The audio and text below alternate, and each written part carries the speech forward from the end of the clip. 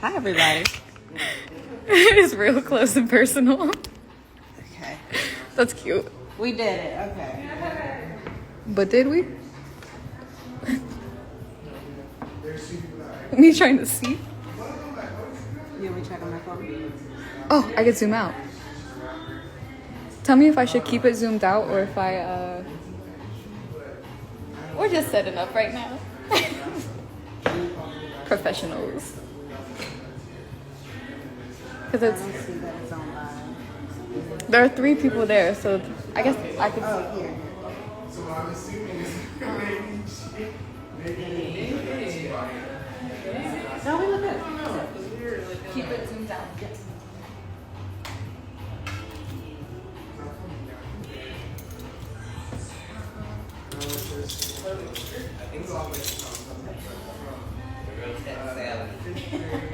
Oh, you could tell by our setup live, right? It was pretty professional all night. Mistaken.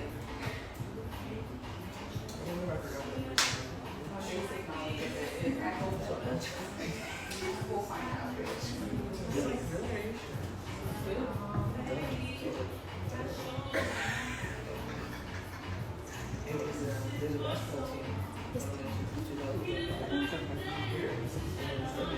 oh, so it is happening. I should have started like bring it back to. I was gonna do something like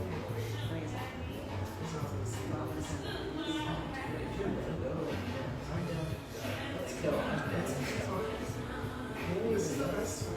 Call out of work. And then like someone else would have to drive the kids. I will work.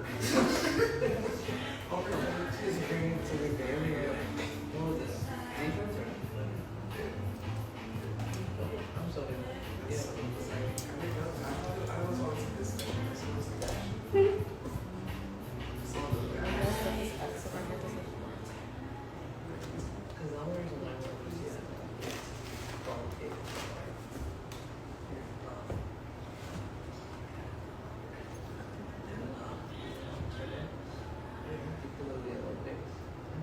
Alrighty, friends. Thanks for bearing with us with a few technical difficulties. Technical difficulties. Sorry. That's that brain rot that I was talking about earlier. It's still here. But anyway, hello, good afternoon, and thank you for everyone who came out and chose to spend their Sunday with us to listen to some really dope and important conversations with people in our community. Before I continue, can everyone hear me?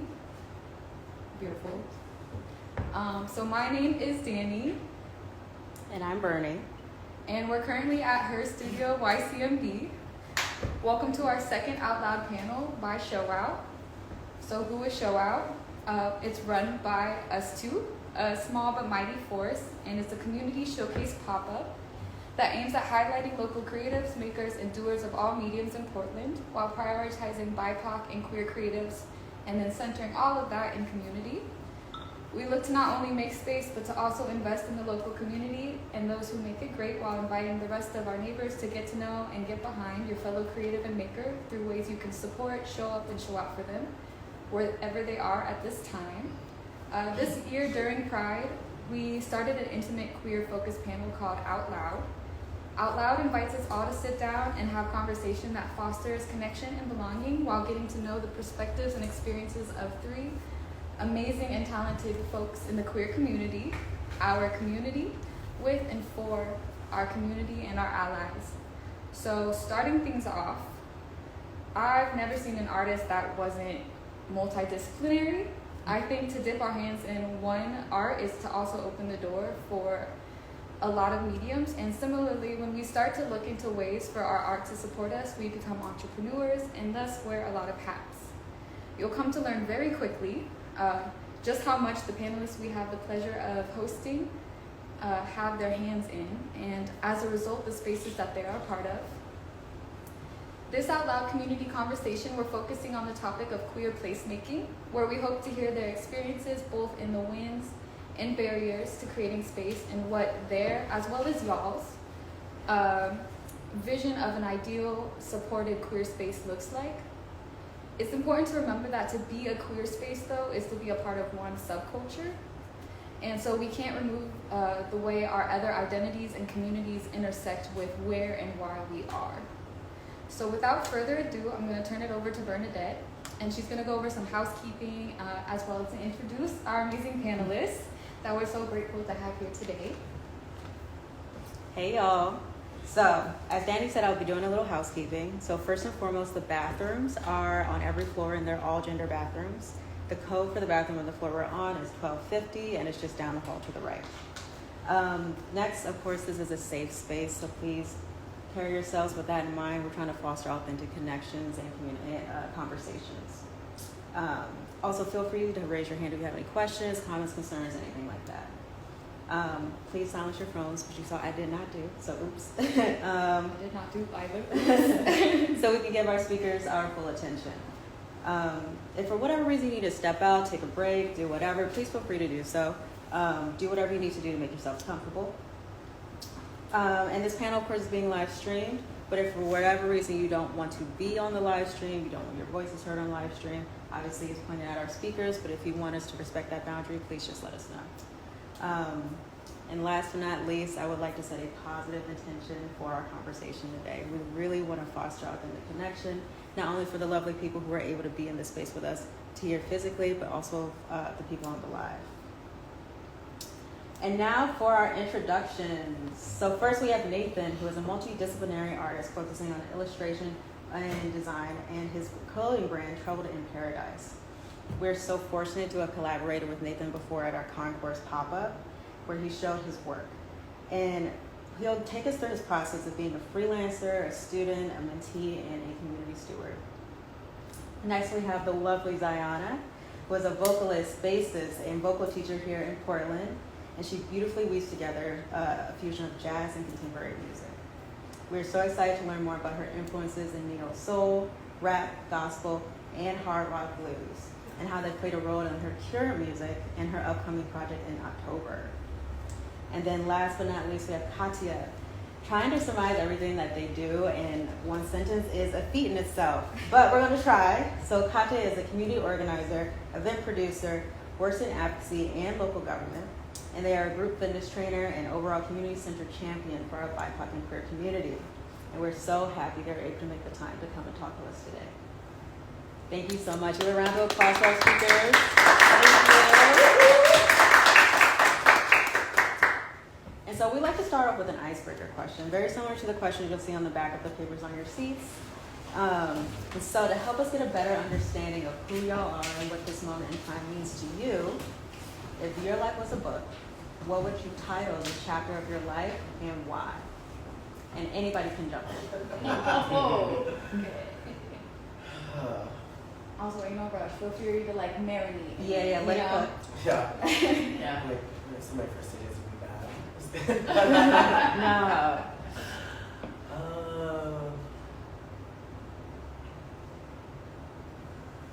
I can go.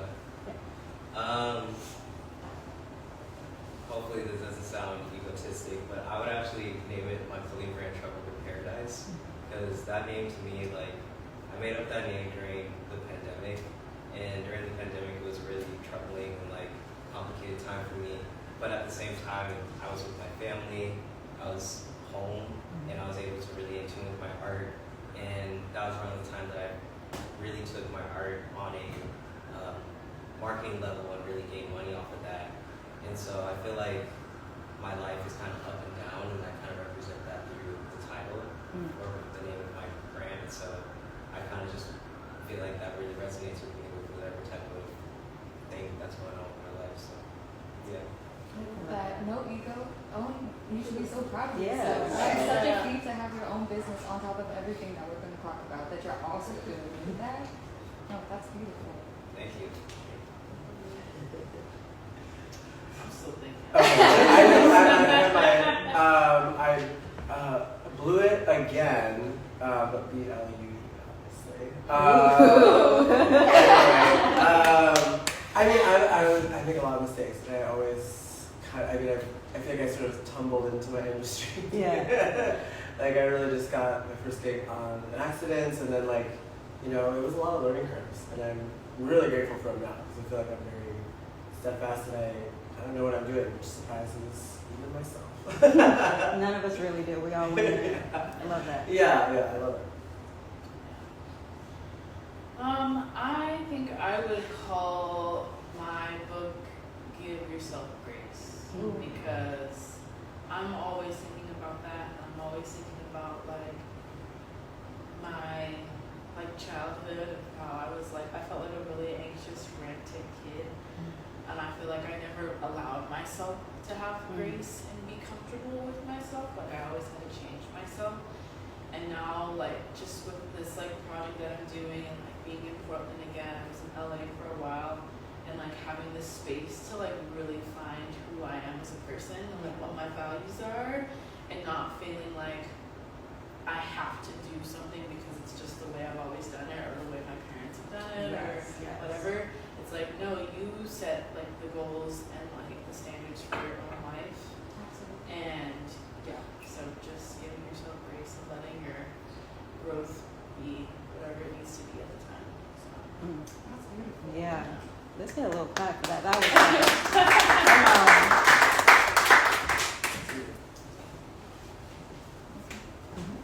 Well, thank you guys for all those answers. And so another question for all three of you. On the topic of placemaking, so a third place. On the topic of placemaking, excuse me, let me project. So we're really wanting this to be a third place. And a third place is an informal space where we can have authentic social interactions, right? A first place is our home, and a second place would be our job.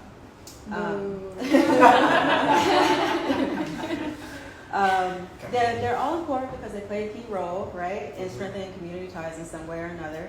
We all wish we didn't have to work. But also improving individual and community health. So we're hoping we could start off by you telling us, about your favorite third place and what makes it your favorite third place. And just some examples are like libraries or coffee shops, or this could be constituted as a third place because we gather today and have like informal, casual conversations and connections. So no pressure. Well, I will say the club. I love, Yeah. And it's funny because I'm 31 and I still will go, even if it's for a short, like, hour, because I'm not going out past midnight. But I think it's so important because I was drinking the wild, wild west of culture. So I love, especially in the queer community, and we just had this Badlands open. Everyone has been going. It's been so lovely to see, and I get revitalized there. So I enjoy it.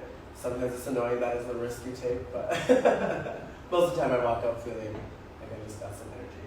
I get that. And especially, you gotta keep going. We just are in the era of shaking it and not breaking it anymore. Yeah. So.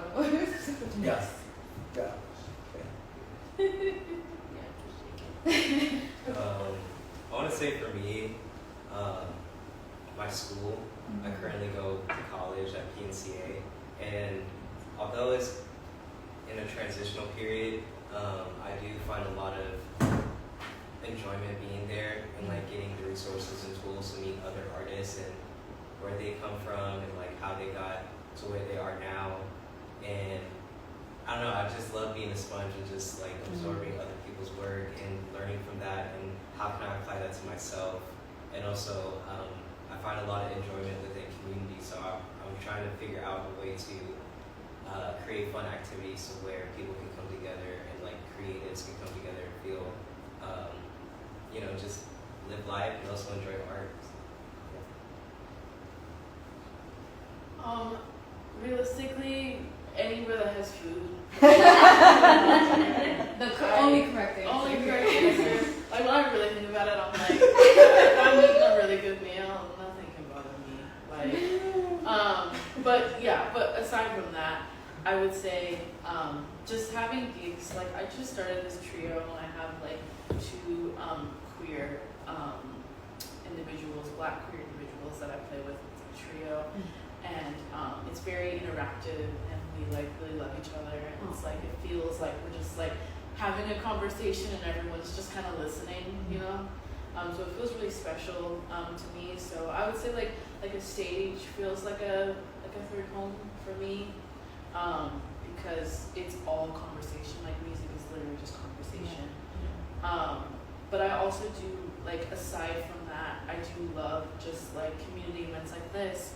I love going to like the lesbian bars or like lesbian events where you like meet people, especially like coming from like straight culture and like going to like straight bars and you're like, this is not safe. So I do not feel safe. And then like when I started going to like more queer spaces, I was like, wow, I feel great. Like I don't have to worry about, you know, can just be yourself. I can just be myself, Yeah. and that's like the best. That's the best part of like queer spaces.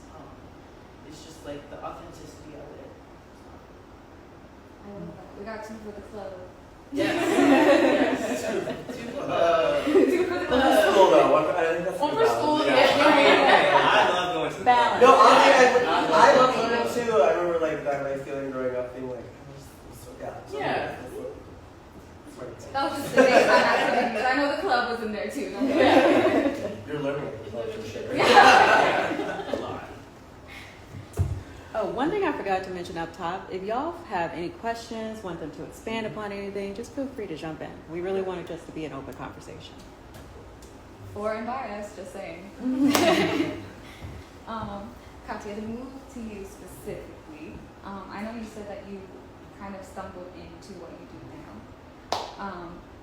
But we really admire how many different ways you not only involved in community, but you create an actual community space in these. So it's one thing to be in it, it's another thing to provide it. And so we'd love to hear and learn about a success story from a recent project that stands out, maybe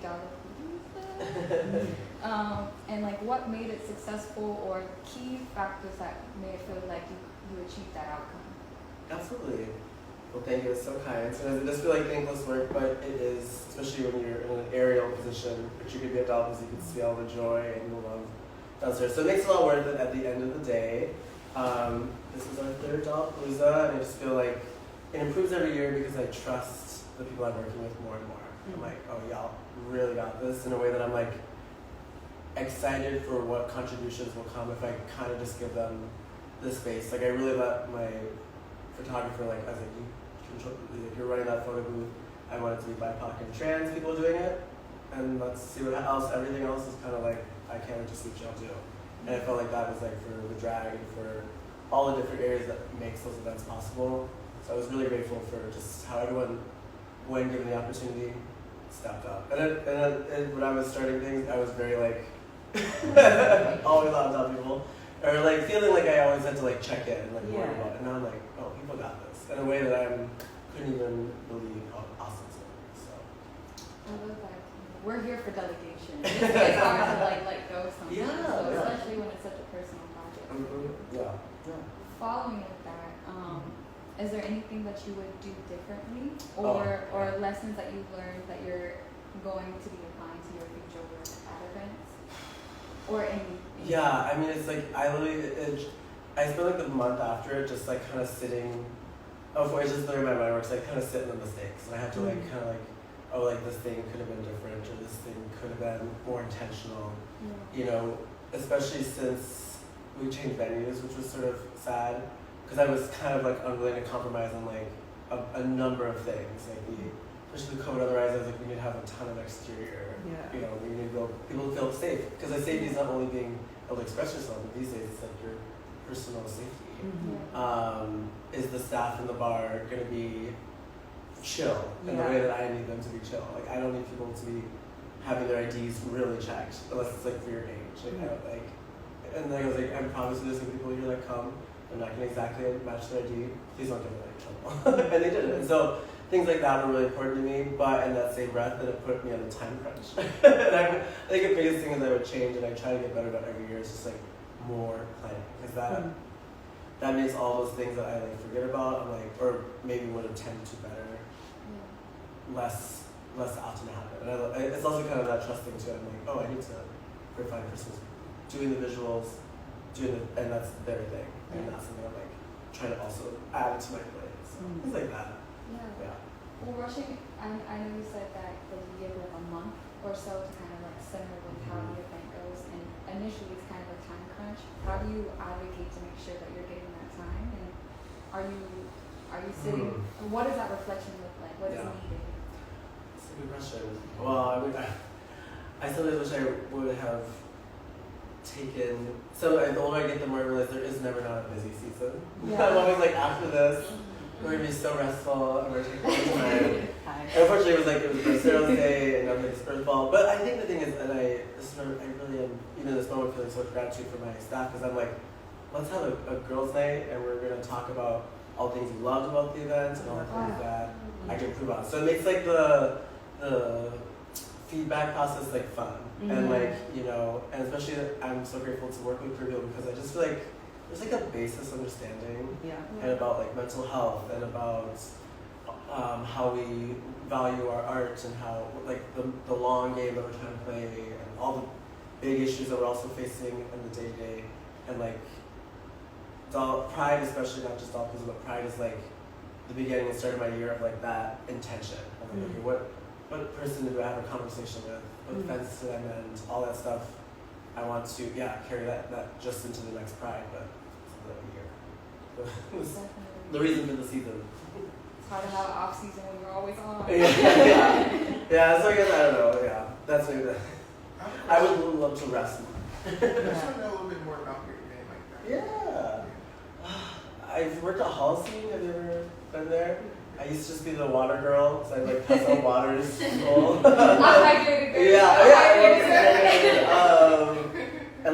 I would give people drink tickets if they were wearing a cool outfit. And I mean, it was really like, I had been a crazy alcoholic for 18 to 24, and I was like, wanting to still be going out, but like, had to find a new way. So, being in the background side of it, and I think also queer people are very organized.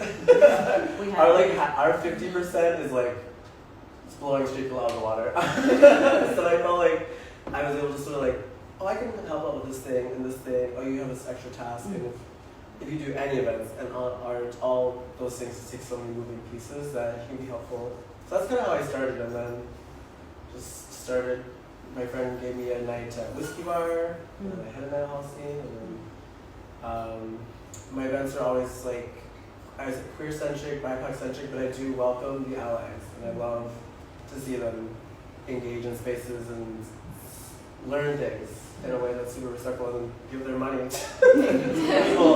Instead of like, I want people to know, so that we're all passing around the same $20. So like, we're just holding it. Exactly, and so, yeah, and then I love drag, I love how many mediums and different styles. I also love that queer people are not just artists now, we're scientists and we're lawyers and we're CEOs and we're all the things, and have been for a while, we're out and proud about it, so, yeah, a little background. I have a question. Girl, I'm really happy Badlands is back also. I'm Yeah. 36 and I'm like, okay, I just need a little bit of some magic right now. Yeah. But do you feel like when you go into the spaces, you particularly go in channeling a certain facet of you as an artist and bring that in with intention? Or do you feel like your light is art in and of itself and you're there to kind of replenish and just be? That's it. Yeah. And in the midst of that chaos, how do you encourage others to pull that up?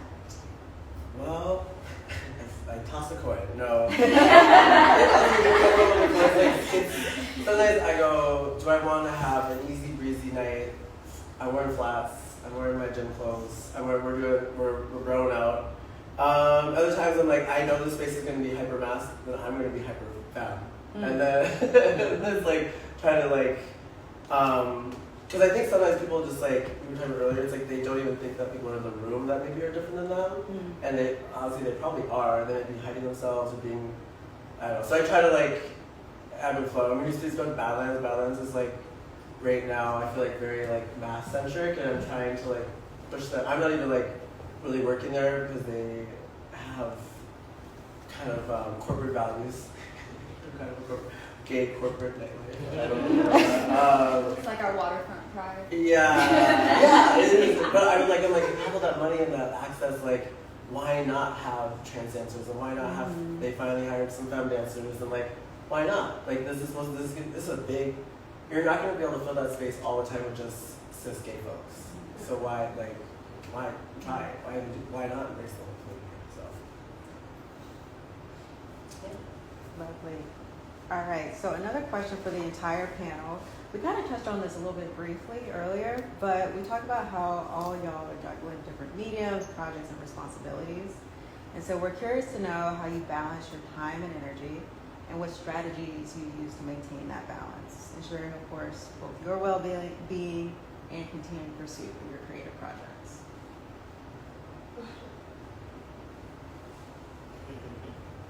Yeah, that's a big one. Let it chew. Yeah. I'm actually in the process of learning that right now. With me getting a little bit more freedom to pour into my art, I'm starting to realize like the things that I asked for, I need to learn how to balance it. Because being an illustrator, people think like, oh, you're just drawing, but when it comes to like contract deals or even like wanting to get shit done, you have to have a strict time schedule. And with me also having ADHD, it's like, and also being a college student, I have to make that time. But when it comes to that, it's like all-nighters and neglecting to like eat and neglecting to, you know, make sure that I am taking care of myself. And so physically and mentally, I did let myself go a little bit and not taking care of myself. And so with me kind of like getting out of a toxic work environment and giving myself space to kind of realize the shit that I just need to lock in and pour into myself, I realized that I've heavily neglected myself and trying to learn how can I balance my art life and the things that I'm passionate about, but also make sure that I give myself space for myself and give myself resources and tools to make sure that I'm okay. So I'm still kind of dealing with that, but I feel like slowly but surely, you know, I'm gonna find some balance and yeah. It's the process. Is there any way that you've been showing up for yourself lately that you feel like you're honoring that? I am taking things of my control because, you know, you can't control everything. Life just goes on. But if I mentally can't do it, I am not going to beat myself up for like letting people know that I just can't make it. Especially when it comes to school. I like to use my art in school and just work as a way to kind of push down my feelings, but I realize that that's not healthy, and I want to be more upfront and transparent of like, yeah, no, I need to take care of myself, and today I'm not going to give you my 100%, and people who know me, they know that I'm going to give them my 100%. I don't like to beat around the bush. I don't like to half-ass shit. And so I let the people who know me, they give me that space to kind of just be to myself, and they know that when I come around, I'll be my 100%. And it's good to know our 100% looks different every day. Yeah. So if you're showing up at 25, but that's your 100, that's your 100. And that's absolutely perfect. Thank you. Yeah. Before we move to the next, did y'all? Oh no, go ahead. No. I was gonna ask you to talk, so keep Oh, going. okay. All right. Well, I was just gonna say that saying no is a really powerful thing. It's my favorite word. Yeah, no, hell no is my favorite.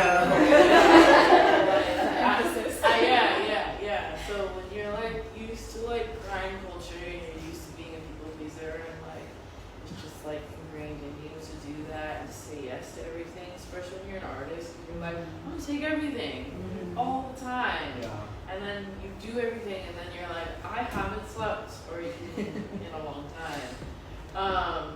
And enable for us to make good work, we need to take care of ourselves. So I am still, again, just like you, I'm still in the process of it. Yeah. I'm still unlearning a lot of things myself. But I think I try and be more intentional about my work and what I'm doing.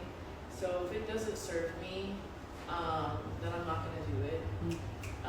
So if it's like just a random gig on like a weekday, you know, I'm like, okay, extra money, but then I'm like, okay, well I have to take the time off, I have to pack up all my stuff, I have to be there, so it's like, it's not free. Like it's not free. That Like extra yeah, money has a cost. it has a cost. Yeah. Mm. So yes, it's free money, but it's also an investment, and I feel like to me, time is so much more valuable to me right now.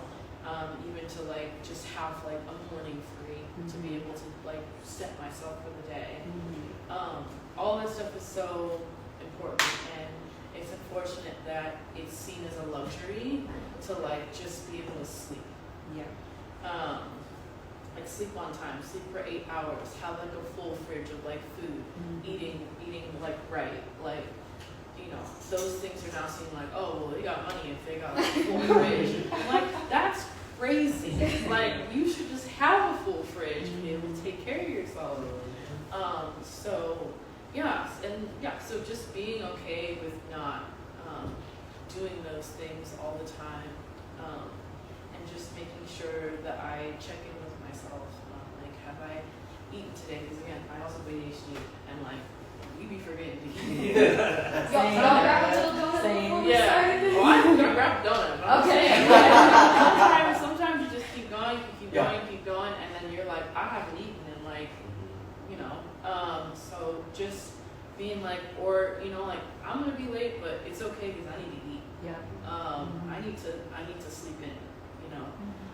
And sometimes I have a like more like self-employed schedule, so I can kind of make time for myself. I'm like, shoot, I need to get today off. I'm able to do that, fortunately. Boss that I have to follow. Yeah. I don't have to say nothing to nobody. I'm like, I'm gonna go sleep, or you know, or something like that. So, just like a couple days ago, I had it was Labor Day, so we had Labor Day off, and then I had like maybe 3 days off in the week, and I went to this like local farmers market, and I like stayed at home. I went to this really good refill shop, and I was like, wow, I actually get a chance to like sit with my feelings, and I'm not worried about being somewhere. And like, 'cause I feel like we're always in a rush to go somewhere at every single like given time. Like everybody's in a rush all the time, and it's like, wow, I get to just exist and be myself and like sit and enjoy things. And I feel like we need to normalize that more. 100%. Yeah. Absolutely. Katya, you kind of mentioned that you reserve some time. Yeah. And then, you know, you gather with your people to also reflect together. Do you have any other ways you're balancing? That I has mean, been- I eat and pray and love. I know, because I mean, all the resonates. I feel like I'm constantly, and this is like for the world, I feel like there's just like all these gadgets and how fast we move. It's just not, at least at present, how our bodies are made. So yeah, sometimes I feel like I think maybe, and you said about being open about it, and I'm from the Midwest, which has like a very like go to work when you're sick, like bootstrappy mentality, and trying to unpack that, and just sort of like being upfront about people. I'm like, I'm really not feeling something, or I don't know, or like I'm gonna be able to come and I might have to leave relatively quickly, but I will show up for like this amount of time, and giving myself credit for that maybe is something I've been trying to practice more. It's just like, okay, I'm showing up as best I can, and that's an accomplishment, and then that takes away the shame spiral. Yeah. At least. So now I'm just like regular resting instead of like resting but then being ashamed while I'm resting. No. At the same time. Definitely, and imploring the give yourself grace. Yeah. I mean, buy the movie and the book. I subscribe. I'm only saying, I gotta do it. We're gonna take a quick intermission to allow you guys to get water, use the restroom, grab another donut. Again, we want to make sure y'all eat. And then we can be starting back up with you. So, Cool. all right. Ooh.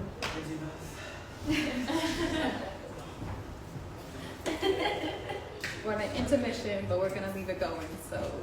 And is this another painting? Is it you? I appreciate it. Yeah, a little bit complicated. So I actually have For back. personal application. Somewhere else. Okay. And where did you move from? Okay. I've been to Minnesota, but I went to college in New York, so I feel like and I was there before I was here, so it was very like culture shock. Yeah, I was like, okay, I could be like, yeah, I know. Some people are so adjusted.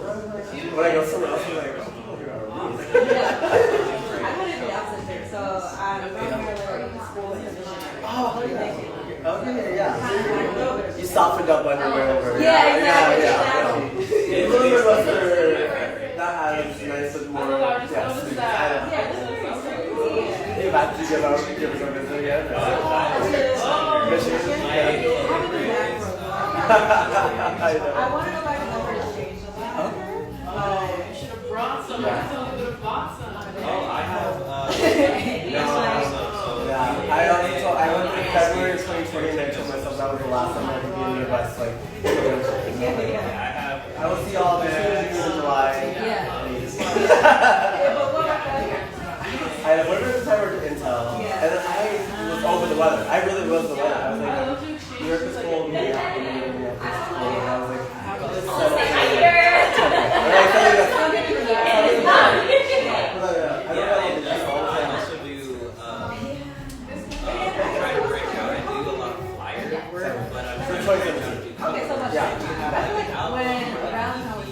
That's so crazy. I say that all the time. I feel like I'm being crazy, but I'm like, it wasn't how boring, it wasn't as cold. It literally wasn't as bad. It was just like,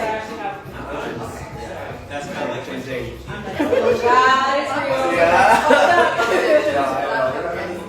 I just been learning like really cool facts. Like we're doing this profile thing next week. There's all these good facts about them. Like you know that they changed the like cans for spraying air. So that was the spraying ozone. I feel like. And they took that ingredient out of most sprays, and the ozone has peeled. wow. Like Surround myself. yeah, so that's like the whole thing about the ozone. I was like, I don't talk about the ozone anymore. My friends like, well, because they kind of like tell me. So sometimes I feel like climate islands and changes into climate resilience, but like it's actually we could if we just did these X, Y, Z. Or not even we, if these corporations did X, Y, Z, and we applied the pressure and we can do it. It's not irreversible. So I was just really like, oh. My friend really the other day was like, oh, it's too late. It's not. It's not too late. Yeah. So, And like, I'm the kind of person where like, even if it's a hard situation, I can like, give up. you know, about the person like the littlest, like asking in the room. Yeah, exactly. I'm so recycled. I don't care if it's it's the mentality. I get, but I just throw plastic in the garbage. Devil. Exactly.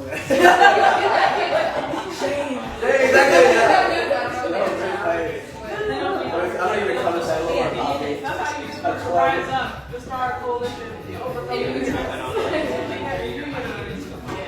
That's my big, you know, so with the beginning of college, kind of forced me to get back. Thank you, darling.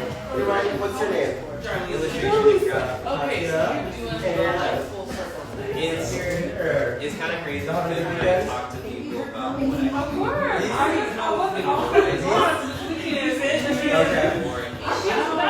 These are my singing shoes, I would say. These are not like walking around singing shoes are very long. No, of course. But they are cute. what I want to do because I'm tired of working on it. I just know how to really talk to Yeah. people where I'm making it just took a toll on me immensely, and I don't know about y'all, but me, like, I need to be my own boss. I don't like especially when it's I feel like heavy towards the end of my day. Am I because it's going to be the itis? Mine too.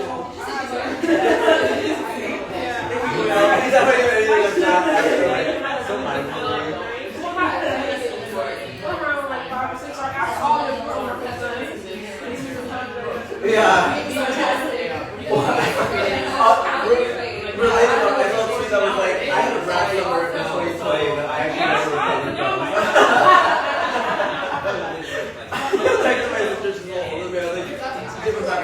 I had a rap weekend or two.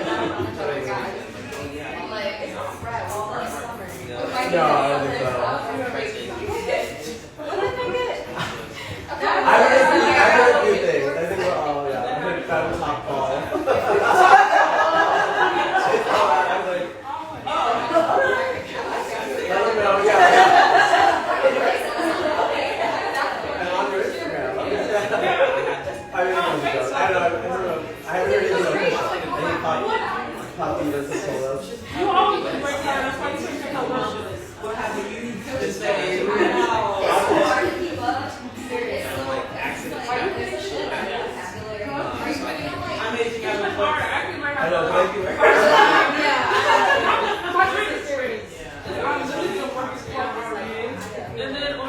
But that's you gotta keep it close. Like, keep it close. Like, keep it It's hard sometimes. I'm just It's been crazy. And that's like blessing in disguise.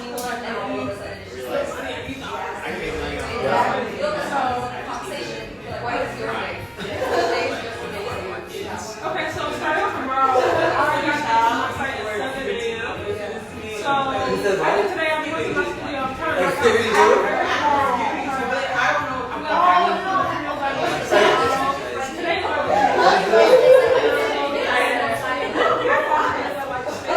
Oh, like that, like the horror thing?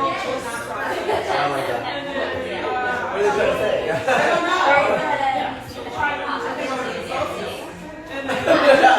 Now you're going back. You're like, yeah, no, the other day, you said I was 50. Yeah, because I was freaked out like 2 down. I don't know.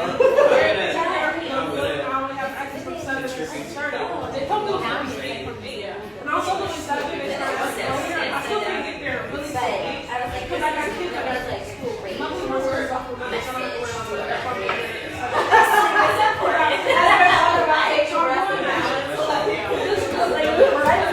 We have a volunteer day Saturday. And then Sunday I get to rest. I'm going on Saturday night probably. And then Monday, I'm finishing all the paintings. Like Monday's collection, I'm finishing all the paintings and whatnot. Great. And then I have these courses that I do for TEDx. And then I gotta go get some certification, recertification for the lift. I'm hearing what your day is. Like your day. It's like your time. There is no time. There is no time. It's usually like I'm giving a lot of what you should be sleeping or eating. I know, it's crazy. It's just like, yeah. But, yeah, it's a lot of takeout. Because there's no time to actually cook. I gotta put everything on the go. So, You need a day. yeah. I try to just talk about that. It's not. You know what I try to do is like, I try not to do too much like blue light towards the end of my day so hopefully go to sleep. I'm really going to sleep. I'm a good sleeper for the most part. I gotta keep walking. Yeah. So I try, like that helps a lot. Also, like it's important to eat, but it's also important not to eat like things that make you groggy. Like, that's why I try to eat. Like I still eat. You're not eating things and stuff like that. And it's like, I'm not about being heavy at the end of the night, like eating heavy at the end of the night. So I try not to make it too late, but it's just the most optimal time to eat. It's just what I eat towards the morning. In between, there's something light that keeps your energy up and nothing that weighs you down. And not eating until you're stuck. But you know, that's the mask that you have is yeah, I know.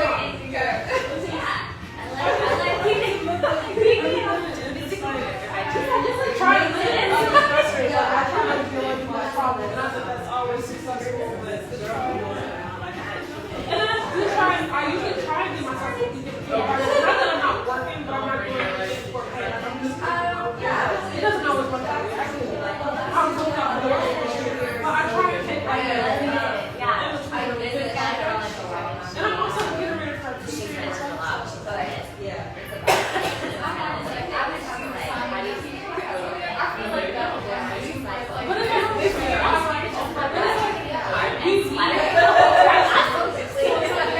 That's one thing to dig, and I'm going to like I'm gonna take a break from anything. I have this meeting with another lady who wants to do a piece of too, so that'll be another like so it's like 4 times a week. Like and that's the hard part about me, but it's like everybody got like I got the day every other week for me, and we just got kind of like all the thing is. You're really blessed. Oh, you have rest opportunity. No, you are on priority. Oh yeah, I was supposed to be out camping, and yeah, yeah, and also I don't want to sit outside. Yeah, no, listen, I'm one bad move for anyway. I don't need to. My doctor is like already so why would I want to encourage that? I'm cool. So, You have fun plans for the rest of Sunday? no, but it's like it feels good to like relax purpose. This art, you know, I'm not on the first one. And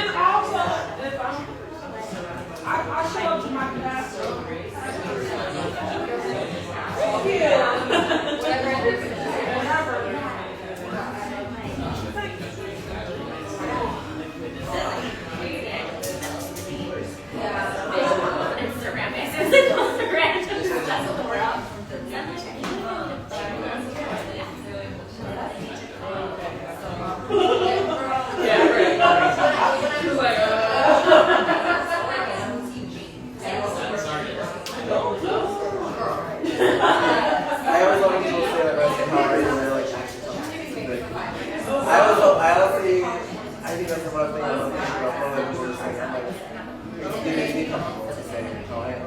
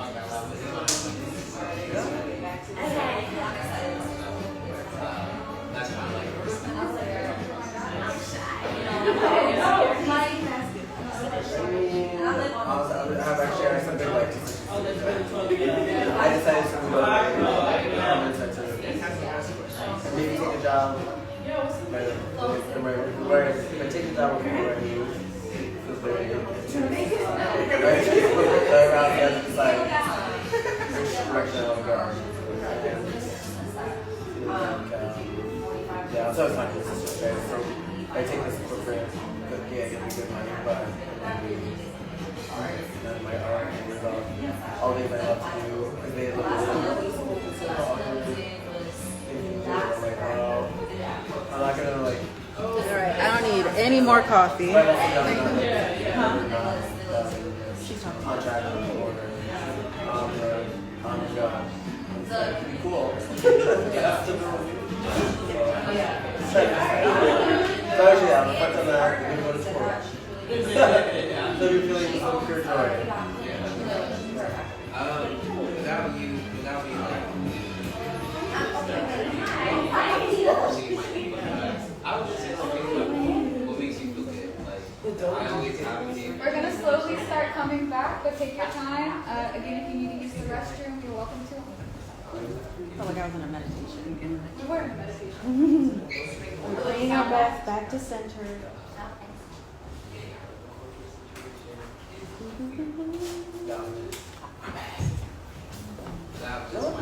Honestly, I'm still.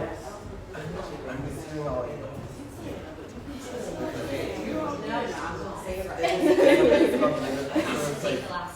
I love the things they do with their like front facing. They're so like, and I love hearing people like see all those things.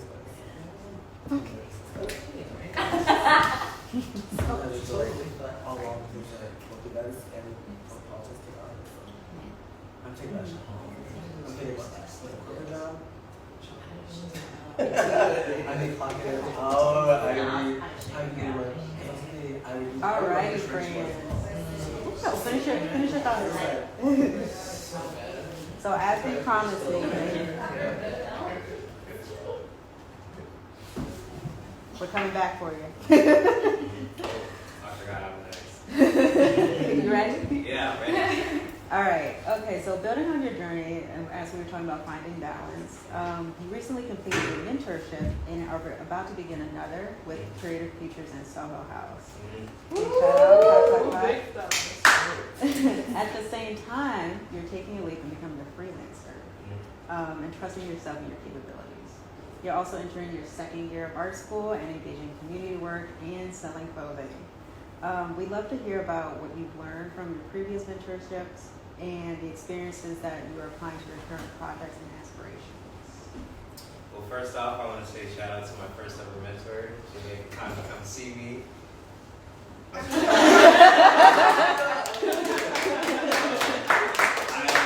wasn't able to really give her my thanks, but I just, now that you're here, and I want to say thank you so much for being my first mentor and giving me so much wisdom and insight on like one thing that I really took from that 2-week program is just like, how should I say this? Like, especially if I'm given the resources and tools, take it. Don't even think twice about it, because with me, I always think about like finances, like how do I get it back? How do I get the money? And then like when I'm given that, I'm always thinking about like, shit, how can I save it? Because am I ever gonna get this opportunity again? And I have to stop thinking about that, because it's blocking me from the things that it's gonna help me improve with my life and improve with my career. And so that's just one thing that I really took, and I've been applying that a lot, especially recently, and it's been giving me so many good opportunities and helping me advance my artwork. So I just want to say thank you for that.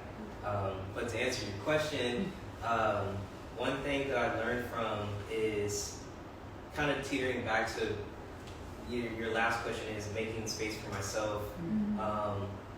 And getting out of a toxic job. I was in banking, dealing with finances, and I dealt with that for a year, and even with that, it opened my eyes to the shit that people have to go through. And I was in the heart of Portland and dealing with all types of walking life, and just like seeing the influx of like finances and just like different people, and like you would think that they have all this type of money and they're well put together, but they only have like $2 in their account. It's like, I always sit there and wonder, I'm like, damn, how, and even with personal connections, I always get to learn how they got to that position, and it makes me wonder and think about like, how can I get back to my community? And so when I finally got out of that toxic job and started pouring to my community, I learned a lot of resources and tools with cool organizations like Black and Beyond the Binary, learning how to like become a leadership within the Black community and the queer community, and how to give space for them, especially in the art field. And a lot of my work surrounds social and economic issues, and so I use that as to spread a message within a predominantly white city of like, hey, we're here, we're around, we want to make space for ourselves and continue doing that work. And so I'm just trying to use those opportunities to like remember that unity is from community, and in order to continue doing that, you have to pour to your community, regardless of where you're at in life. Like, always make time for yourself. Always make time and like rest and give time to yourself. But I feel I get a lot of fulfillment from helping out, regardless of, even if it's from an artistic standpoint, or just me doing a 9 to 5. Like, regardless of where I'm at in my life, I still want to give back. And now that I'm in a place in my life where I get to do what I love and I'm passionate about, I still want to keep doing that work. And I'm always thinking about how can I give other people that were in my position of not having those resources and tools, like how can I give that to them? How can I make it easy for them to get that financial like security that they need, or just making them feel seen or heard within the community. And I'm trying to also apply that to my school, trying to apply that to my art, to my clothing brand, just anything that I do. I always think about community and how is that going to spread across the people and how they're going to resonate with that. So you brought up a good point about like being able to see somebody and then know that their circumstance was different because you kind of were privy to another aspect of them, and how we're all just kind of cosplaying and also trying to figure out how do you survive, like how are you making your day to day, and like why are these like conversations and distribution of resources and like knowledge, because we all know it, and what we don't know, somebody in this room does, or knows somebody. And so to like really highlight that, like, we're all just kind of faking it until we make it. Yeah. So it's a really good like visual for that. And then, so what are some ways in which your work in one area, let's say freelancing or illustration, influences your efforts in another? Let's say your school practice or your clothing brand or anything like that. I feel like when it comes to school, I branch out a little bit, and I don't like talking about it because when I do, I feel like a lot of people's like, this nigga thinks he's all that and shit like that. But it's no, actually, if anything, I feel isolated, and I'm like, damn. It makes me realize again, like, how can I give back to my community? Because the one thing about my school is that we have a lot of art markets, but we don't have classes or tools to give students to like market, how to price themselves. Some of them don't even know how to how to write a contract. And I feel like if you're spending that much money to a school to where you're gonna get a degree, you want art to be your source of income. You have to know your audience. You have to know yourself as an artist. You have to know what you want to do, especially in the world where, AI is stealing a lot of people's work, and it's becoming more, companies are prioritizing easy money and AI than real people, and actually supporting artists and their work and what they're passionate about. And I feel like, you have to know these things. In my school, they don't. The teachers, they see it and they try their best to give the tools to the students, but it's up to the students to really get that. And I feel like, there needs to be some motivation from the school in general. Yeah. And I'm trying to figure out, like, with my background, with having a clothing brand and like knowing about marketing and all this I got for myself. And just fucking around and doing it. And a lot of students are really afraid to do that. And I feel like with entrepreneurship and just business in general, you have to take risks. And I'm trying to like scream it to the audience, like, you have to know yourself, you have to know who you are as an artist. And I'm telling you right now, like, once you find that what sparks you and what makes you feel good, it can be all types of mediums. It's like, you can pull from your identity, you can pull from like what makes you feel you, from like aesthetics to like gender identity to just all types of shit. There's gonna be all types of people that are gonna gravitate towards that, and you can use that to just say fuck a 9 to 5 and really get that bag, whatever that is to you. And so yeah, I just feel like that's where it's at, really. That's awesome. And that's very shows your community stewardship by offering that too, because it is in the same link. If you're going to school to learn this trade, but not the tools to keep you successful. Yeah. So that feels like a really big Achilles heel, and a lot more work that you're providing for them. So I hope they see the value in the work, and if they don't, let them be, because you are all that. I know you said you don't want to talk about you in some different regards because you don't want people to think that you're all that. But it's okay to be all that. Yeah, you can own it. You can own it. Yeah. Thank you.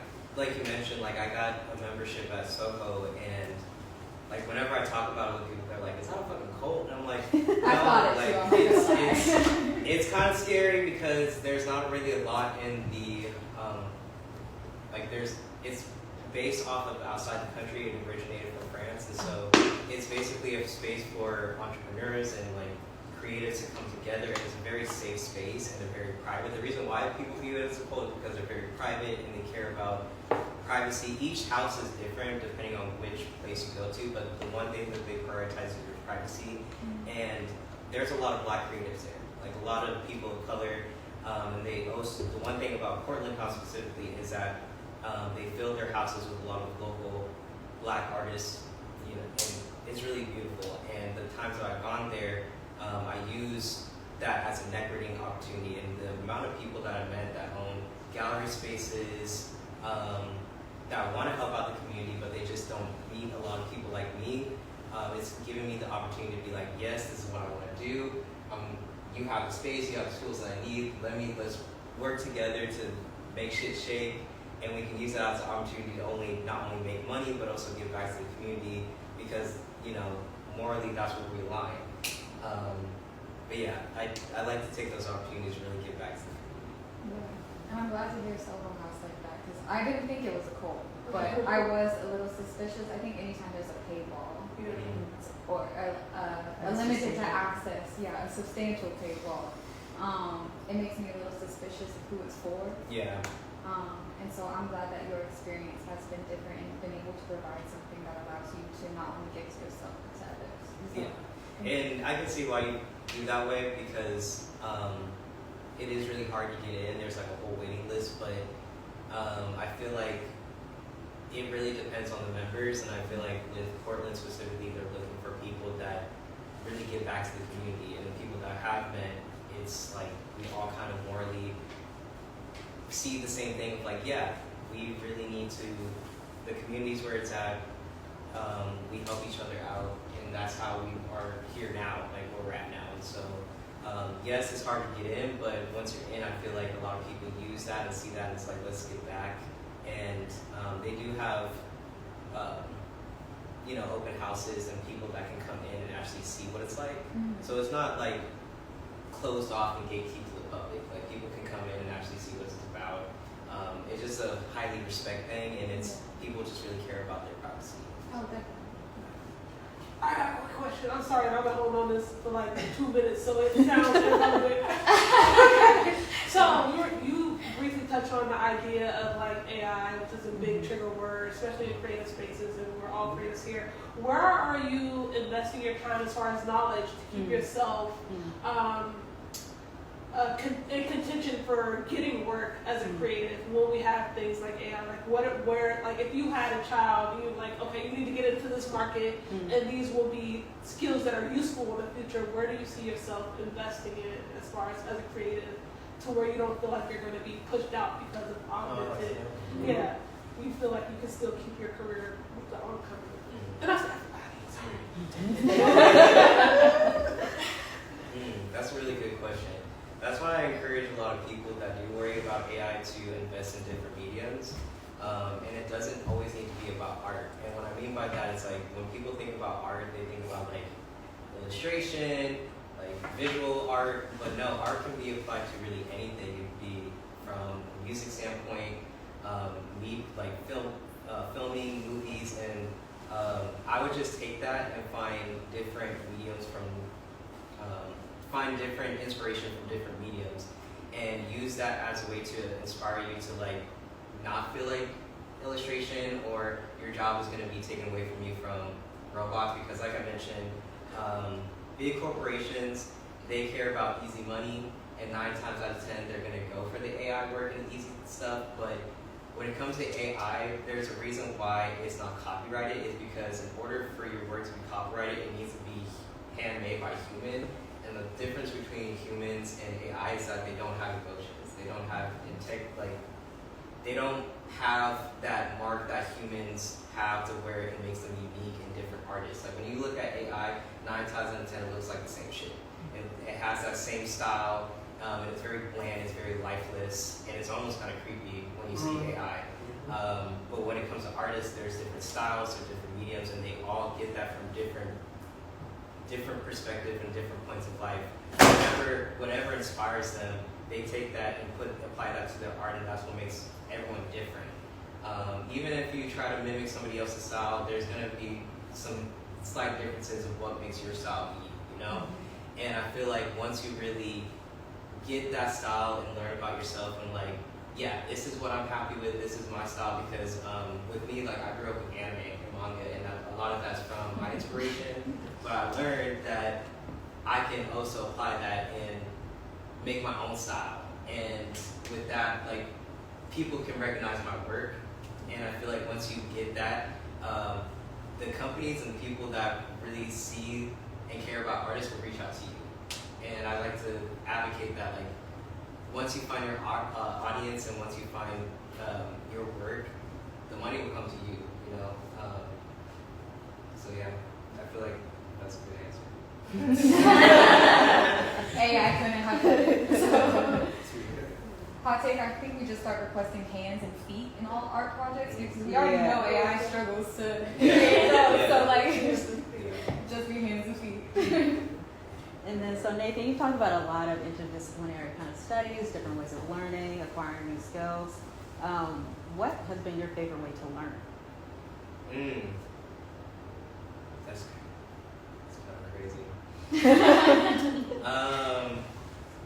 I think this kind of teeters back to why I really love school, and at least physically being there, because they have resources and tools for all the type of mediums that I never got to try, and like reso printing, screen printing, and with me having a clothing brand, I'm like always thinking, what is a good way to like think about income, and what is a cost efficient way to get the things that I want, but still think about quality. And with there being a fucking studio with screen printing and they have all the machines, I'm like, okay, let me learn how to use these tools and actually do it myself and get the things that I want to get done, you know? And with me being traditionally with like hand-drawn and just now getting into digital illustration, that's a whole nother ball field, and you have to basically learn from square one about like the program, the software, and I'm just using these tools and resources to apply to myself to, you know, make my business a reality, you know. Would you say that you learn the best by being able to teach yourself then? I've noticed like a theme of like, you didn't know, so you figured it out. Do you feel like that's the best way that you've learned? Yeah. I consume a lot of like brain rot content, like with YouTube, and I feel like that's healthy, but I'm trying to like moderation is good. As long as like there's some people that are like, oh, I'm always consuming political shit. I'm like, it's always good to like talk about, you know, brain rot. Like I know a lot about baddies and Zeus Network and all that shit, and I feel like that's my brain rot. But a lot of people is like, oh, I don't really know about that, and I just feel like that's just childish and it's not worth my time. But I try to use that brain rot time to kind of learn about things that I want to learn about, and even if I'm not like fully 100% listening, I'll listen about like if I'm doing multitasking or I'm doing dishes or stuff like that, I'll turn on a video of you know, how to make an artist contract or how to market your artwork. And even though I'm not fully listening, it's still coming in my brain. So then when I get back to it, I'm like, oh yeah, I remember this person saying that, and I try to apply that to myself. So it's like, if I'm gonna, because I see it as like, if I'm having a conversation, I'm like, oh, did you see the new episode of Baddies, girl? Did you see like that person? And it's like, I've used that time to really like soak that in, and I'm like, I can use that for things that I really want to apply and learn about myself and just expand with my medium, you know? Thank you. And that's a good segue because Zyanaa, switching from student and moving to teacher, you not only have a beautiful voice, but you also have students you teach to find and master their own. And so there's a lot of trust and safe space building responsibility that creates, and I'd like to know both in the spaces you're creating as well as the ones that you're navigating in, what are some of the key challenges or needs that you face in creating the space or place, specifically in music? That's a huge question.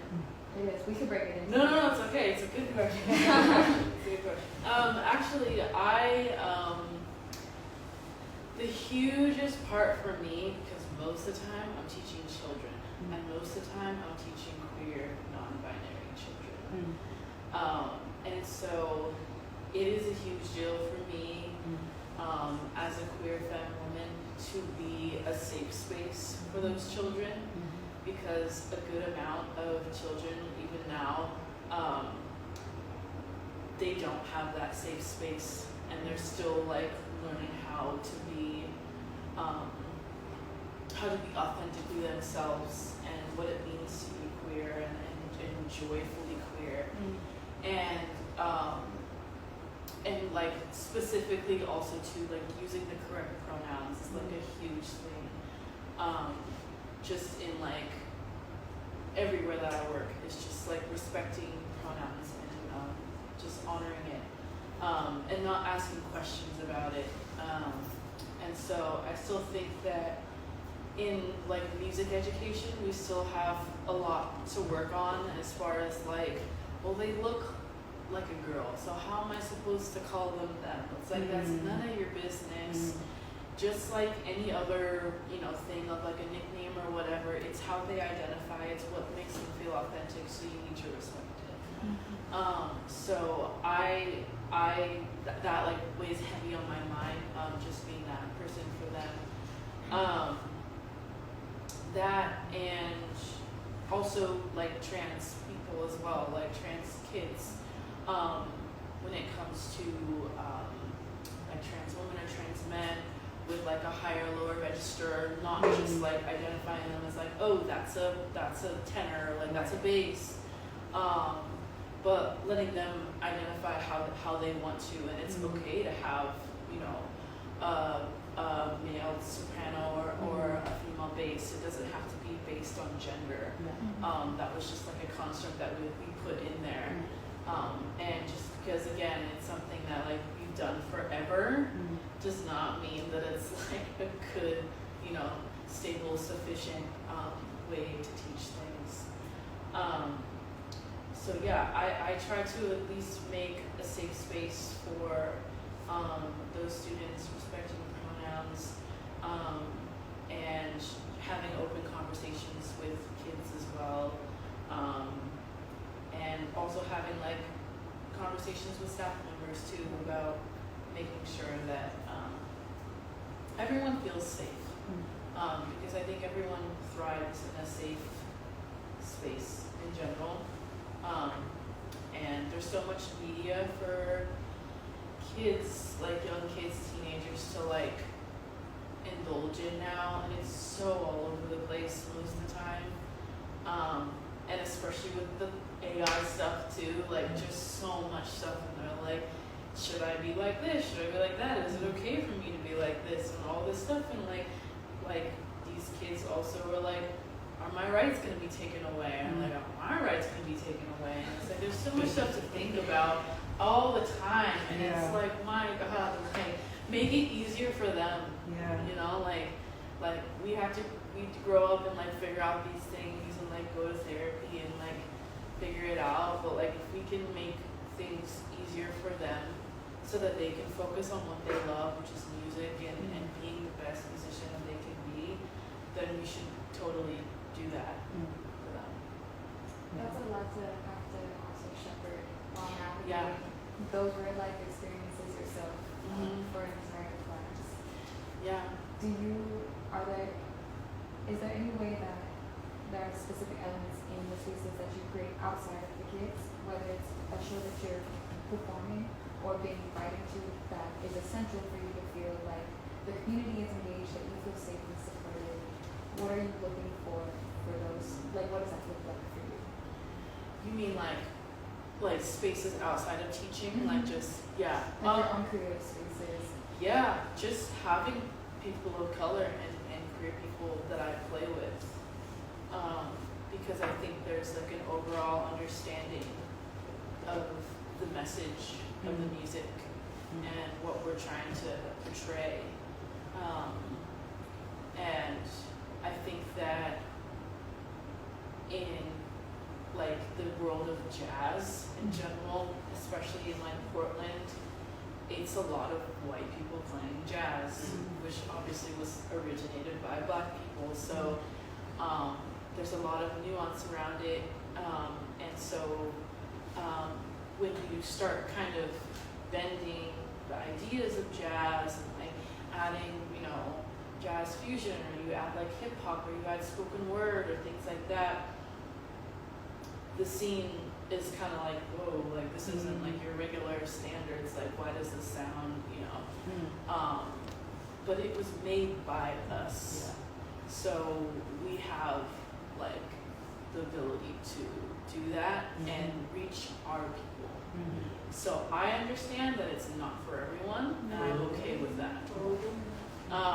It's meant for a specific type of person, and for a while I was like, it has to be for these people, I have to make sure they like it, and you know, and now that I'm like, I'm not going to be liked by everyone and not everyone's gonna like my music. That has given me so much more freedom to actually be authentic and like be there for the community, work with people, POC people in general. So, Absolutely.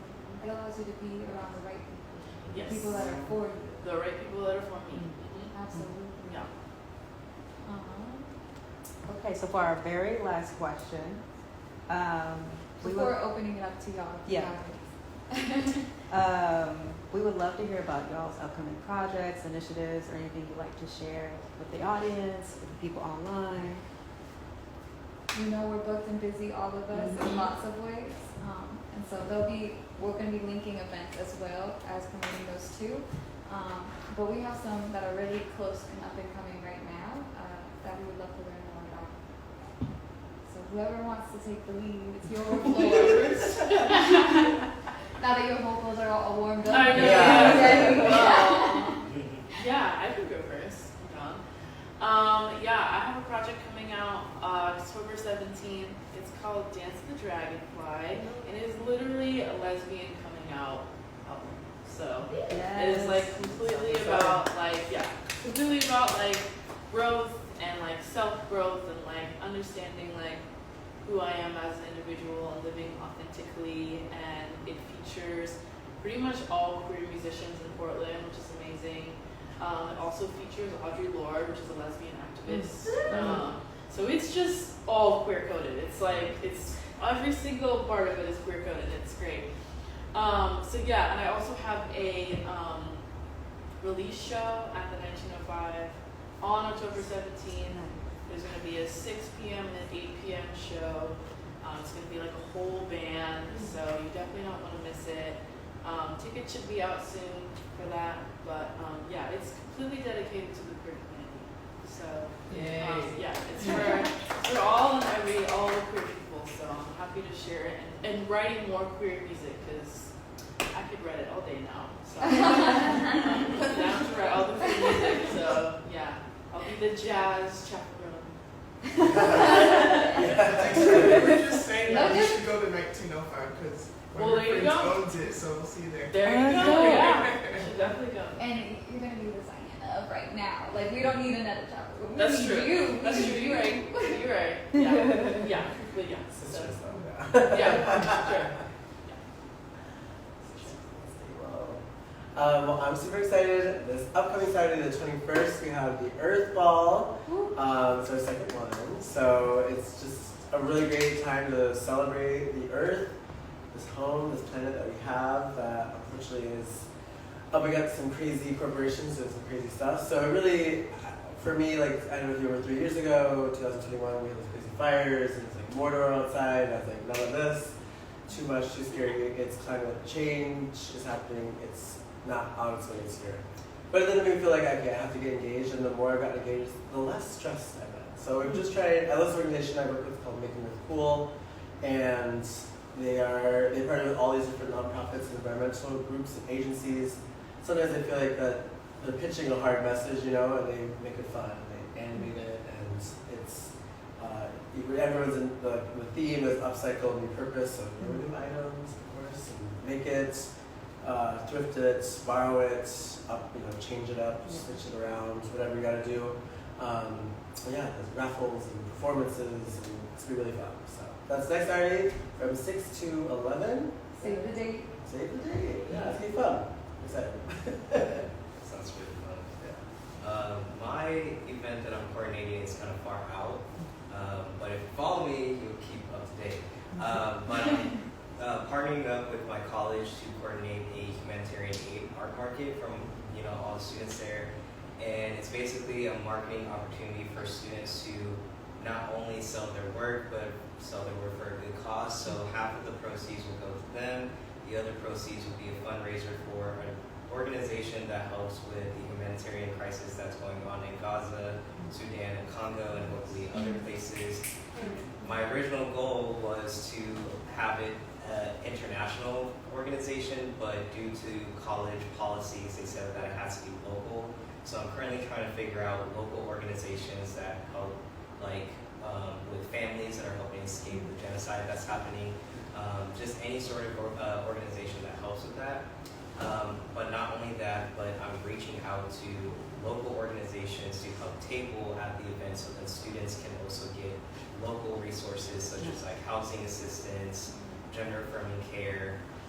It's basically going to be an event for students to not only get resources, but a learning opportunity to make money, doing stuff that they love for a good cause, and for the community to come together to just, you know, show out, show support, and, you know, donate to a really good cause. So hopefully, it was originally going to be set for October, but due to a lot of other schedules happening at my campus, I want to give students plenty of opportunity to get prepared for it, both financially and setup-wise, and so, and get the organizations that are going to be there enough time to get ready. And so it's going to be set sometime next year during spring break. So, yeah. Well, if you need any volunteers, I We got you. Yeah. So y'all heard that. Y'all have something next weekend, October 17th, and next year. So mark your calendar. And I you have the QR code for them.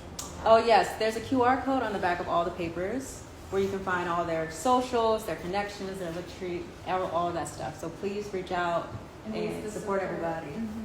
Because I think we have the EP project also just that you're crowdsourcing for right now too, right? Yeah. Yeah, okay. And so that's another thing that you'll be able to find with the QR code to make sure that you're keeping our artists comfortable and so that they can continue to produce and keep doing the work that they're great at, that they love to do, and that we love to see. And with that, does anybody from the audience have any questions they would like to ask our panelists before we wrap up? Yeah. Go ahead. If you could create what would it be called, and what would the concept be? Will you repeat that? I think you asked Sorry. already. Oh. If you could create a queer-themed reality TV show, what would it be called, and what would the concept be? He's like good icebreaker, so I'm glad you read that. You know. There are icebreakers on the back of the. Yeah. What? We're double-sided here. I mean, Wait, I want to hear all of these now. to piggyback off Nathan, I love baddies. I think like a bad drag club or like a bad queer club. Like I would be like, we try to make it like a little more ethical. Like as soon as I feel like those poor girls are on there, but they're like they are out there. But I would like a prize. Like maybe there'd be like some sort of like drag race hybrid. There's like a challenge each day or something. I would love to see because like queers are so. We're also multidisciplinary, and I'm always like shocked, surprised. Like you're a DJ and you're a lawyer and you can fight. Like I don't know, I like to see all the like different sides and dimensions, and so. Yeah. I like that. What would it be called? I think Bad Drag. I'm actually like that's the teaser. So actually, we're doing this in Portland. We're having an all winners drag competition. So if you've been in any drag show and you've won anything from pageants to this, you can compete in this. 2 weeks in a bar, 2 weeks in a house. Finale in like New Year's. So what I'm hearing, it's about to be a show. Bad Drag Club. I'm excited. Yeah. No fighting allowed though, unfortunately.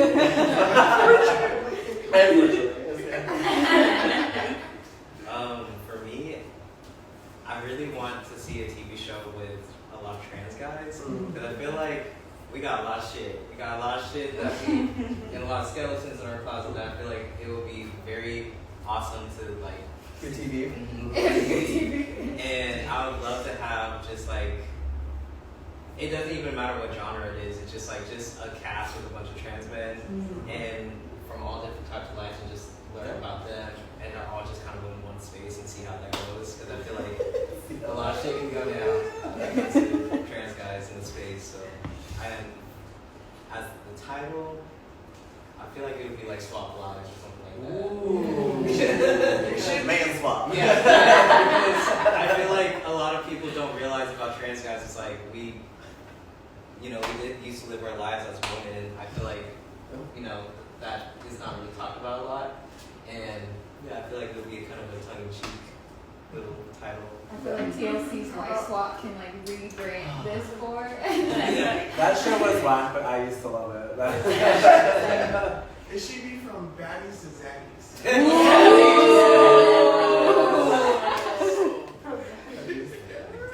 I'll check that one.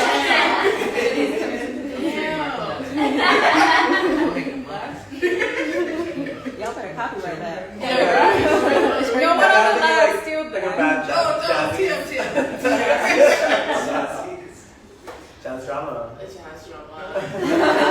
Like, it's super boring, but I love watching like videos of like lesbians like renovating houses. Yeah. I know. Like watching a woman like renovate like an ugly home and make it look so big. Oh my god, I would watch that all the time. Something like Les the Builder. Yeah, Les the Builder. I would watch that all the time. That's so good. Never go crazy. Yeah, right. Just like the tool belts coming in. Yes. Yeah. And then she makes it beautiful. I was gonna say, House of Love. House of Love. House of Lesbians. House of Lesbians. Well, we are in the sapphic summer. It's been a sapphic summer, and I've been living for it. Yeah. Not me being sapphic and not even knowing it's my summer. What Yeah. is it? Having a great summer, that's why. Yeah. I know, right? I was like, wait, wasn't my summer? Wait, what about fall? We get a both. We have a sapphic. Actually, no, it's Yeah. we've entered into a sapphic era. Maybe it's a better time. Oh, There we go. okay, we didn't miss it. I was like, damn, just giving out my RSVP. I know, right? Does anyone else in the audience have a question? I have a question, and I feel like my question now sounds apocalyptic. The last question was so good and happy. And I'm gonna try. Bring us back down, Kylie. Yeah. So, and it's actually inspired by Zyanna and talking about how blues used to be black and now we see it being really co-opted by white faces. And what I'm noticing is a lot of that has to do with us being priced out of our craft, whether you see it in sports and all sorts of things. So my question is, how do we recirculate the funds, or how are we getting the funds?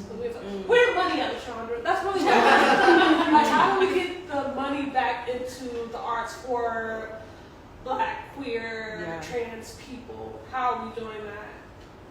Well, that's a good point with that not circulating that $120 bill. That's Yeah, and that's where I feel like I'm very grateful. Like my mentor, David Granfield, formerly Debris, used to do balls, and they got me into city government. And I was, again, when I applied for that job, it was, I'll see it as a joke. It was like, it means just like my socials and my presence, like very, very, very queer. Like, it's, you know, I'm gonna dress like this, whatever the job is. So I applied, and then I was shocked to just learn how much money is out there. And especially in Portland, especially in Oregon, like, please let me hook you up with some grants, or like at least apply, or like find this nonprofit that maybe already is doing that work and like has fostered those connections. And that is gatekeeping, and it's also using that bureaucratic white system that priced us out in the first place. But I'm like determined to learn it. Like I'm determined to like not let that deter us, because and that's sometimes how those I'm not gonna like, not all of them, but like a lot of white creatives get ahead because they either know that or they have someone who already works at that place, whatever that connection is. And that has been, it's been widening that gap. But here in Portland, the outreach is, they're trying. They're really trying, and like, I sometimes feel like I'm in the belly of the beast, of which I'm hanging out with my oppressor, but I'm like finding out like, okay, there are things out there that we could get, that it doesn't have to be grants for just things that are, I don't want to say black and white, but very tangible. Like I want to give people like money to learn crafts and to learn different things that then they can bring back to their communities. That excites me and makes me feel hopeful. Money's out there. So what I'm hearing from you is like, it's really like a knowledge thing. We just have to know, like, a knowledge and tenacity. Like make a Google Doc, and like I'm sure this applies to a lot of things, but just like you can apply to a ton of things, and even if you don't think that thing is gonna be worth it, even like this opportunity, it's like I'm just like apply. I want to encourage people to feel that like even if it doesn't work this time, like save that letter, change the wording around, do the next thing. And we talked about this kind of on our last panel, but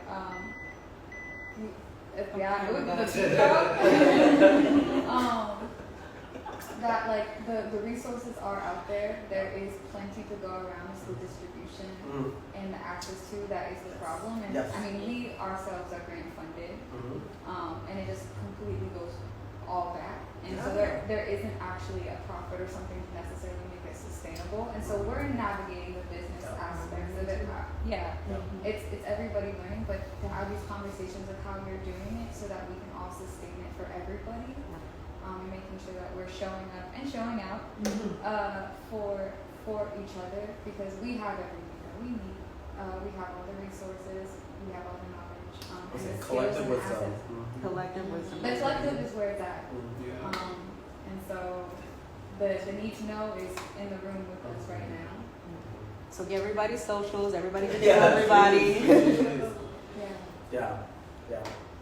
Similar to that, like, yeah, I am using the spaces given to me and just giving back because I'm realizing the privilege and opportunities that are given to me. And I'm like, shit, this is something that not everyone's gonna get, and it shouldn't have to be that way. People should have access to this and access to creating what they want and getting access to spaces that make them feel safe. And so with my college, I'm starting to realize, like, similar to the government and just basically anything, like, money's there. They have it. It's just sitting there. And so I'm like, damn, well, what can we do to create a space and, like, events to where people can come together and actually feel safe, create good memories, create connections with one another, and, like, just socialize and get out. And so, yeah, just kind of echoing everyone else is saying, is that community is where it's at. Yeah, community is where it's at for everything, every single thing. I think that a big part of what I would like to do at some point is just for, okay, let me really resurface. So, in the jazz community, a lot of people are getting hired with white people because they're in the scene, and all of the people of color who are, like, really ridiculously talented are, like, just being, like, you know, just being, like, pushed aside. Yeah. And so I think that I feel really privileged as, like, a woman of color to, like, be able to gig a lot, but I also think that like, these people obviously deserve a chance. Like, they did the exact same thing I did. Like, they went to school, they learned, you know, they put in their time. So I at least, at the very least, try and hire other people to try and, like, get them into the community and playing at really, like, well-known places like the 1905 or other places like that. Because I could hire the white people who sound great and, you know everybody and they have connections here and there and wherever, but it's like, everyone hears them. Yeah. And these people have, again, worked just as hard and they deserve to be heard. And they're amazing and people need to know that. So yeah, I would like to have more community events where, like artists of color can, like, again, know how to make a contract, know, like, how to set good boundaries with other venues, so that they're not putting the other venues' needs before them. Because some venues, they don't really give a fuck about, like, musicians. They're just like, oh, you just do what you do and then you leave. Like, I'm not gonna, like, I'm paying you, so you're gonna have to tolerate all this other stuff. Right. And it's like, no, you don't need to put up with that no matter where you are in your journey of, like, doing gigs and stuff. You're able to, like, advocate for yourself and your needs for when you're doing gigs and stuff. So I think people need to know more of that and be able to, like, again, say no and be like, this is what I need and this is my rate and this is how much, how much time I need, this is my setup, rather than just letting them do it for you, because then they'll always do it for you. And then if you let people just continuously, make the decisions for you, then you don't get to do it yourself. Yeah. So you just gotta set that example. So, but yeah, well, people deserve to have. That's how people grow. That's how you grow as a musician. You do gigs. Like, that's and I'm sure, like, the same thing. Like, you just gotta get out and do it. Like, live music is what, like, makes people grow. Yeah. So they deserve to have those. So.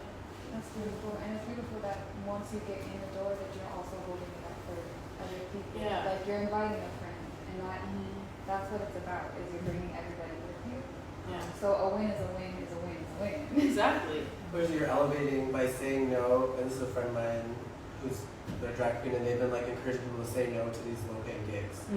So if we all say no, Then the bar gets then the bar gets high, and I have Exactly. and it works because I know what we were getting paid when I started 10 years ago to what we're getting paid now. It's not amazing, but it's better. So we can just keep it up. Yeah. You realize during the pandemic that art and culture and all that stuff, it turns out that fuels us. And it turns out that AI It's would important. trade us for a chip. So we Yeah. don't, Yeah. let's support the people in our lives.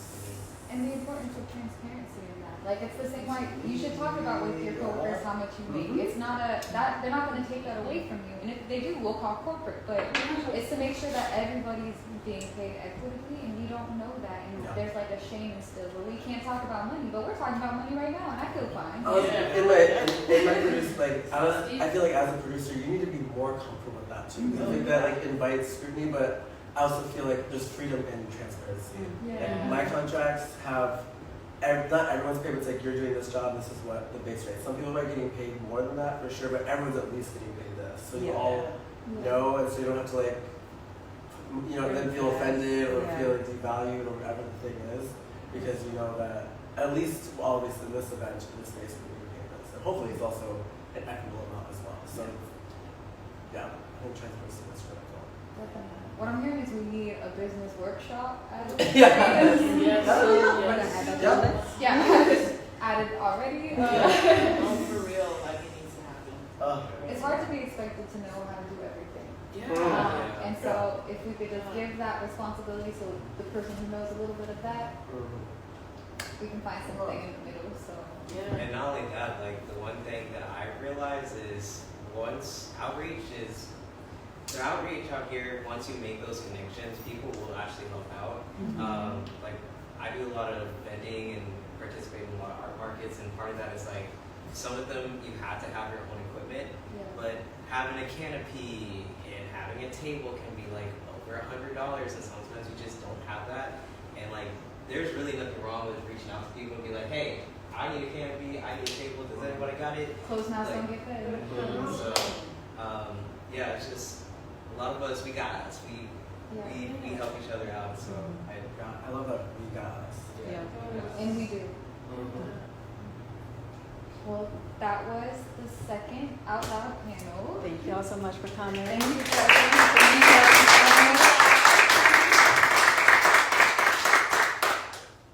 Anything we missed before we allow everyone to leave? Thank y'all for being here. Thank you. You guys, can I ask one more question? It's up to the panelists, actually. They're the bosses here. It's kind of a personal one, but is there a space that you want to be in that you haven't been in? It might be commercial-wise. I started thinking about some of the corporate spaces I've been. It's like, I would love to have performance art there. I'd love to have performance music there.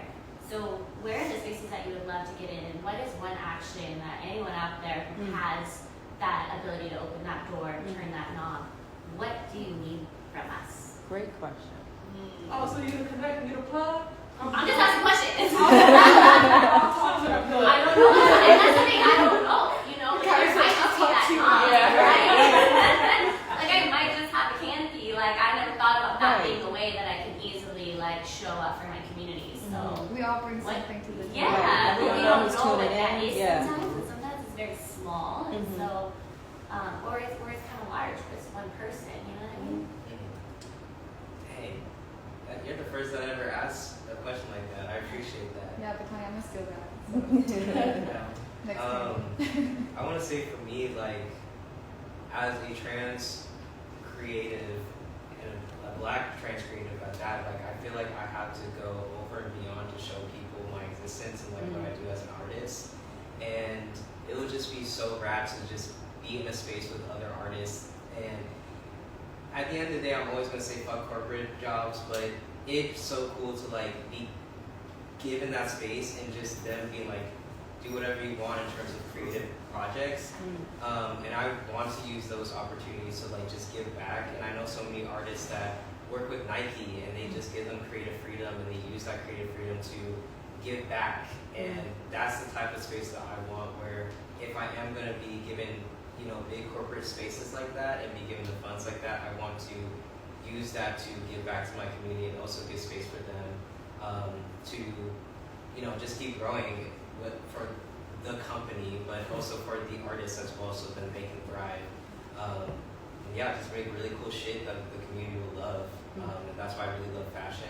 And I feel like fashion, that's you, that you can make whatever you want with fashion. And it'll just be really cool to get with like companies like Nike, Puma and just make really cool clothes and just seeing my artwork on people and being like, yeah, there's a meaning behind it, there's a reasoning to it, and I feel like that artist or that person that is wearing it is going to resonate with it. So.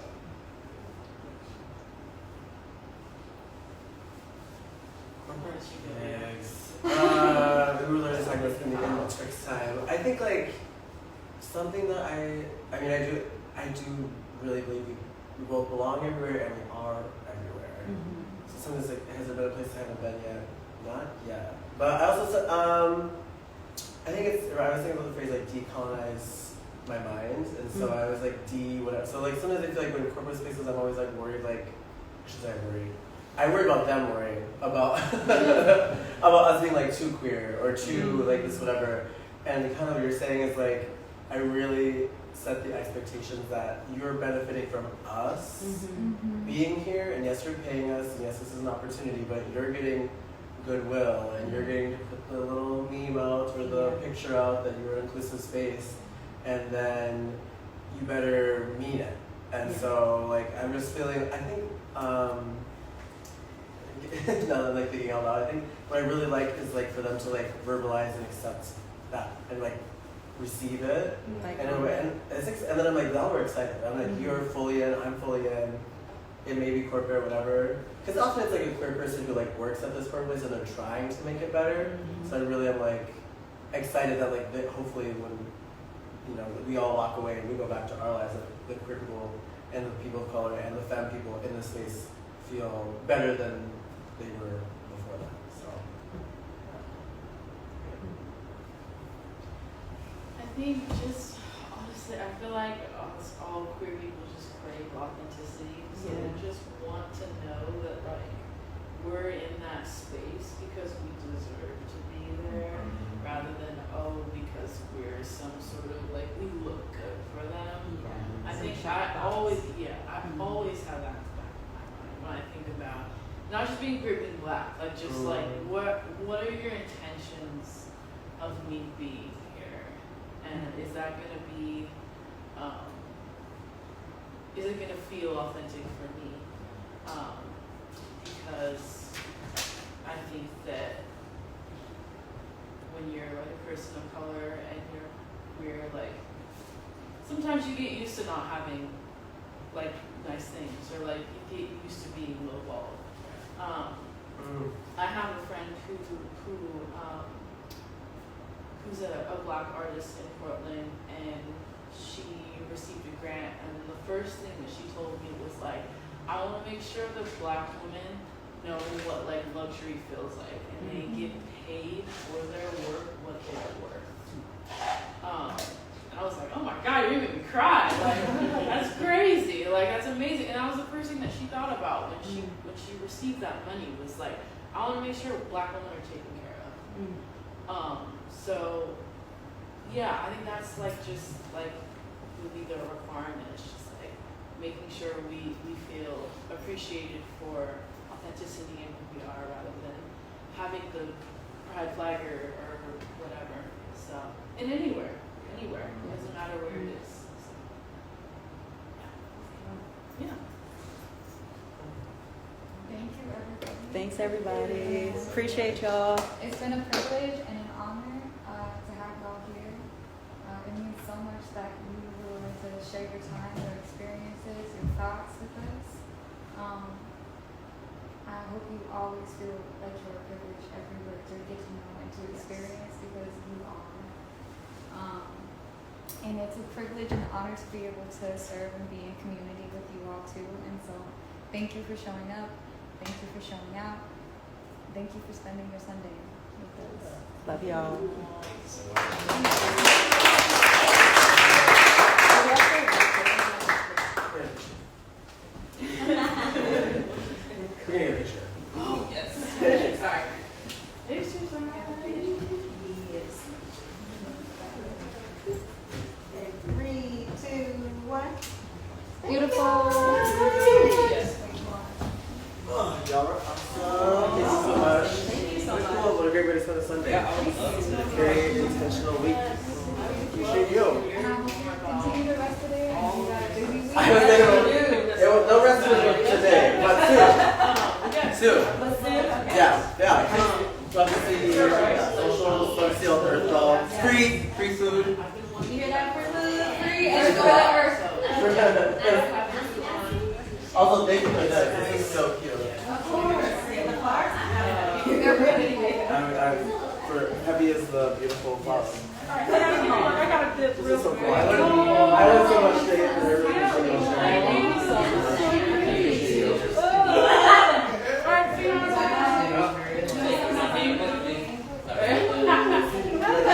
I like how you Yes. Thank you so much. I really appreciate it. Name dropper. That's good. That's funny.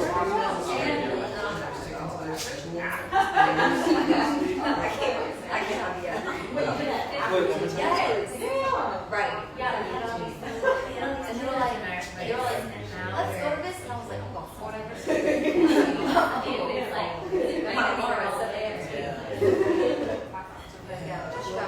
I spent so much time on there. Don't be a stranger.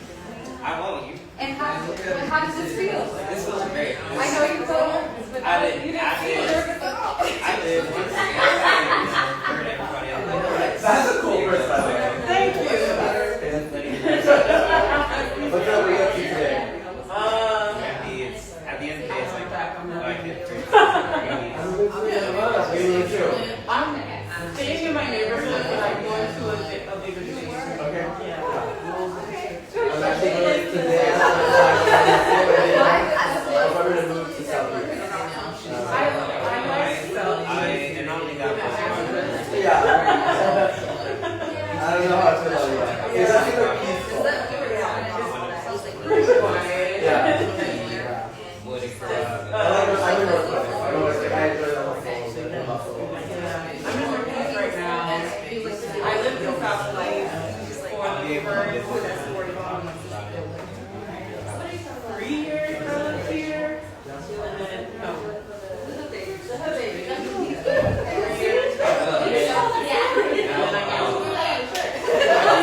I like it better. It's a little bit more diverse. Oh, that part for sure. It goes without saying. I'm pretty sure. If you do move to South Beach, I was thinking around towel, but I don't know. I really expanded the context of my sister. She's like, I'm living in a minor because people like stay in my own place, stay like I lived in my own place almost my whole life. I think a little bit more. It takes time. If you really want to start, it's a lot of planning. Do it. yeah, I've lived on my own for a while. Yeah, I mean, I'm straight to my house. Literally, I was like, I don't want to have my house. I love that. I'm so self-aware enough to talk about not doing That's logic. I'm actually really well. If you want your roommates to be a cool I'm not in okay, a so relationship you since got me I'm about not how I make my money, like capitalism, so shit like I'll that. keep my If I didn't give money and but it's you out there, you're invite gonna me to take my it. home. See, I'm either outside or in my room. There's there are everybody that wants to help us like get these opportunities. They should be take my step. doing what they're doing. Just actually, like, Yeah, I would love to expand. This looks cool. I feel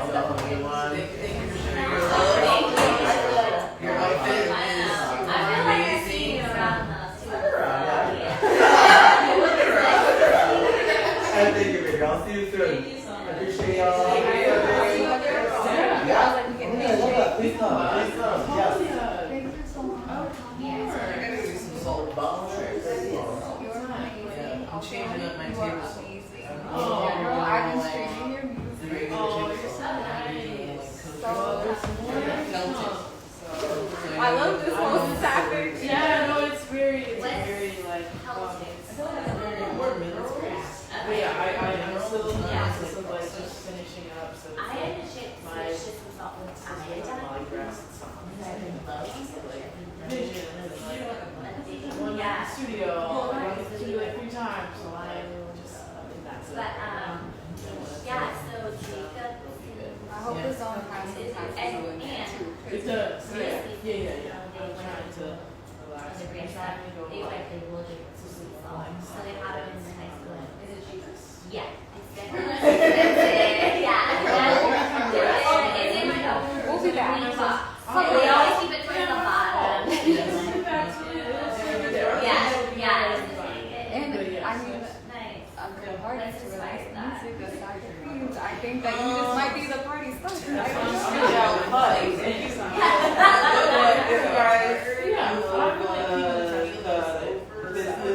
Or whatever workshops. Yes. And we have parties back up the front and that. The club is seriously, you said you got a lot of Seriously. people. Oh my gosh. Oh my God, how organizing that I am Yes. practicing Yes. my A lot of